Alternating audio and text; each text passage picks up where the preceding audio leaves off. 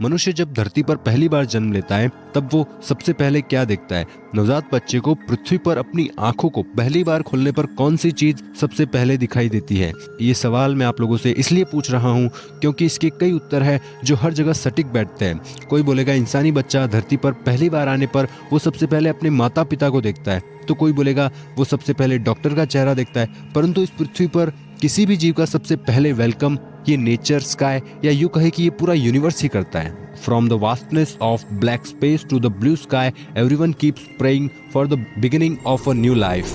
तो सबसे पहले कोई भी जीव पृथ्वी पर आने पर नीला आसमान या इसके ऊपर मौजूद काले अंतरिक्ष की ओर आकर्षित होता है। क्या आप लोगों ने सोचा है आखिर क्यों आसमान नीला है और स्पेस ब्लैक? जो चीज इंसान को अपने बचपन से ही अपनी ओर आकर्षित करती आ रही है वो आखिर क्यों नीले या काले वर्ण की है? स्पेस में इतने सारे तारे, सितारे और सूर्य है, तो आखिर क्यों हमारा स्पेस इतना डार्क है? वैसे स्पेस और उससे जुड़े सिद्धांत इतने कॉम्प्लेक्स है कि आम लोगों की समझ से परे होते हैं। साइंटिस्ट खुद भी स्पेस के बारे में अभी तक कई मामलों में सिर्फ अंदाजे लगाते हैं, उन्हें भी पूरी हकीकत नहीं पता होती है। कुछ सवाल ऐसे हैं जो साइंस से जुड़े हैं, यानी साइंस के पास ही उनका जवाब है। वैसे ही एक यह भी सवाल है कि यूनिवर्स में अगर सन है और उसका प्रकाश धरती पर पड़ता है तो फिर स्पेस में इतना अंधेरा क्यों है? चलिए इस बड़े रहस्य से पर्दा उठाते हैं। स्पेस आखिर इतना डार्क क्यों है? काफी समय से हम स्पेस से जुड़े कई सारे विषयों पर चर्चा करते आ रहे हैं, पर विडंबना की बात यह है कि स्पेस इतने जुड़े होने के बाद भी हमारे मन में इसके रंग को लेकर कोई भी सवाल नहीं आया।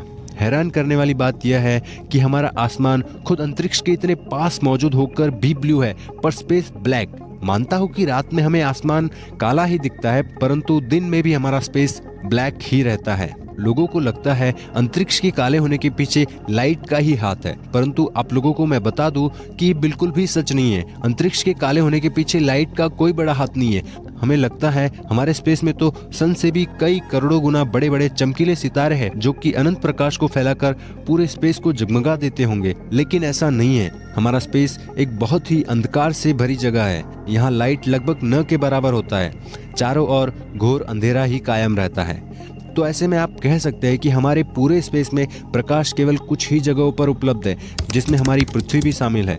सुनने में काफी ज्यादा अटपटा लगने पर भी ये बात सच है। साइंटिस्ट इस बात की कंफर्मेशन बहुत से सिद्धांतों के जरिए करते हैं।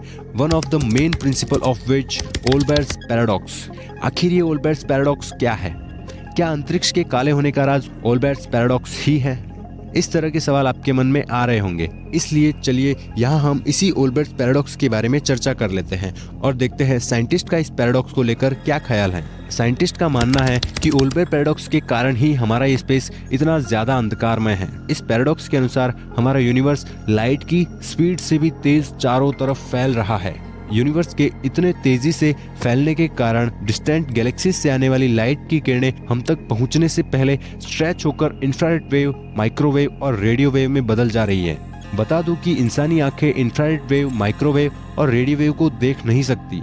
यही वजह है कि हम इन गैलेक्सी से आने वाली रोशनी को देख नहीं पा रहे हैं और हमें ये स्पेस आज इतना डार्क दिखाई दे रहा है। खुली आंखों से आपको स्पेस हमेशा ऐसे डार्क ही नजर आता रहेगा। वैसे साइंटिस्ट का एक दूसरा दल एक और चौंका देने वाली बातों को कह रहा है, जिसे सुनकर शायद आप भी हैरान हो जाएंगे। तो आखिर वो बात क्या है, जानने के लिए बने रहे। वैसे भी स्टोरी में थोड़ा सस्पेंस तो रहना ही चाहिए। अंतरिक्ष के बारे में एक खास बात यह है कि जब हमें लगता है कि हमने अंतरिक्ष को हर तरीके से जान लिया है, तब एक ऐसी चीज निकल कर आती है जो पूरी कहानी ही बदल देती है। अब तक हमने देखा कि अंतरिक्ष के काले होने के पीछे की वजह ओल्बर्ट्स पैराडॉक्स था, परंतु क्या सिर्फ यही पैराडॉक्स ही अंतरिक्ष को इतना काला या डार्क बनाता है? जी नहीं। ओल्बर्ट्स पैराडॉक्स के अलावा भी ऐसी चीज है जो अंतरिक्ष को घोर अंधेरे से भर देती है। आपको लग रहा होगा कि आखिर अब ऐसी कौन सी चीज आ गई जो इतने बड़े यूनिवर्स को ही अंधेरे में भर देती है। तो आप लोगों को मैं बता दूं कि ये चीज कुछ और नहीं, सिर्फ रंग है। तो आपको कैसा लगेगा? जी हाँ, रंग ही है जो इतने विशाल अंतरिक्ष को इतना काला बना देती है। तो फिर सवाल उठता है कि आखिर कैसे रंग हमारे अंतरिक्ष में अंधेरा फैला देता है। तो सुनिए, हमारे यूनिवर्स में मौजूद जितने भी स्टार्स या जगमगाते खगोलीय पिंड है, उनमें से ज्यादातर पिंड अल्ट्रा वायोलेट रंग को रिफ्लेक्ट करते हैं। ये रंग इंसानी आंखों को नहीं दिखाई पड़ते हैं, इसलिए हमारा अंतरिक्ष हमें इतना काला और डार्क दिखता है। इसके अलावा बिग बैंग के बाद से ही निकले कई कॉस्मिक माइक्रोवेव आज भी हमारे यूनिवर्स में हैं, जो अपने हिसाब से रोशनी को फैला रहे हैं, पर हम उन्हें देख नहीं सकते हैं। तो इस पूरे वीडियो में हमने देखा कि यूनिवर्स आखिर इतना डार्क क्यों है। कुल मिलाकर देखें तो हमने दो मुख्य वजहों को अंतरिक्ष के काले होने का कारण माना, परंतु अब भी एक वजह बाकी है जो अंतरिक्ष को काला बनाती है।